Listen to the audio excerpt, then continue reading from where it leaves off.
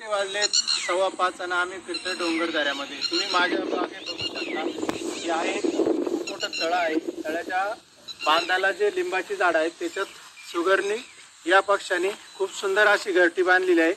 एक छोटी वाडी म्हणता येईल अशा पद्धतीची भरपूर घरटी त्यांनी तयार केली आहेत. आणि या घरट्यांचं वैशिष्ट्य म्हणजे उंच ठिकाणी पाणथळाच्या ठिकाणी केल्यामुळं काय सर्प आहे किंवा नाग जे पिल्लं खाण्यासाठी अंडी खाण्यासाठी येतात तर ते येऊ नये सुरक्षेच्या दृष्टीने त्यांनी पाणथळाच्या ठिकाणी ही घरटी बनवलेली आहेत. खूप खबरदारीने सुंदर असे घरटी बनवली आहे. बघू शकता. धन्यवाद.